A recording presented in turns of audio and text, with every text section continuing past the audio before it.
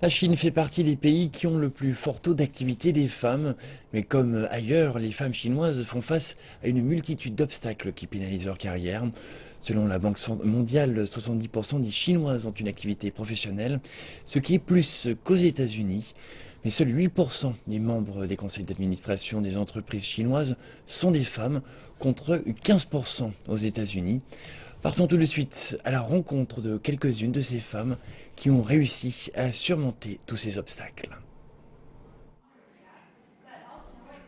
Une nouvelle journée débute pour Eugene, mère de 2 enfants et associée dans un cabinet de conseil international.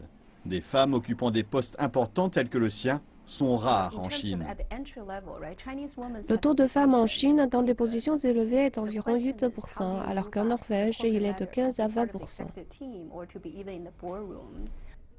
Ce que nombre de sociétés ne réalisent pas est que l'amélioration de l'égalité entre hommes et femmes peut augmenter les performances de l'entreprise. Les sociétés ayant l'égalité des sexes dépassent les autres environ 20%. Réduire le fossé entre les sexes pourrait également améliorer l'économie mondiale. Si chaque pays ajustait ses progrès en matière d'égalité sur ceux de son voisin le plus dynamique, le PIB mondial pourrait augmenter de 12 000 milliards de dollars d'ici 2025.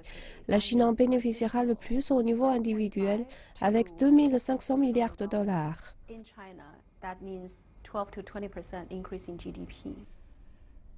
Su Biying était responsable Chine pour une multinationale de la bijouterie. Elle a décidé de quitter son emploi après la naissance de son enfant pour fonder sa propre marque de bijoux. Mon travail était très intense et je voyageais beaucoup. C'était une période importante pour ma fille qui était en maternelle.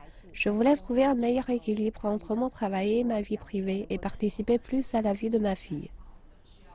Fonder sa société est une alternative de plus en plus populaire pour les femmes dont la carrière se trouve bloquée. Les grandes sociétés internationales peuvent élargir vos horizons, mais pour toute femme qui atteint les 40 ans et qui est coincée dans le statut de cadre intermédiaire, il y a un plafond de verre difficile à briser. Mais l'entrepreneuriat n'est pas une sinécure pour les femmes cherchant à faire leur trou dans le monde des affaires.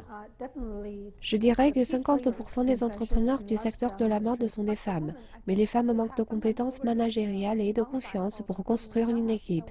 C'est un chemin difficile que la création d'entreprises. Les hommes sont plus réalistes que les femmes.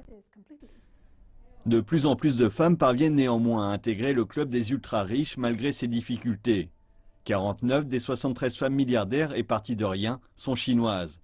Et elles ont déjà dépassé les hommes en classement et en croissance de leur fortune.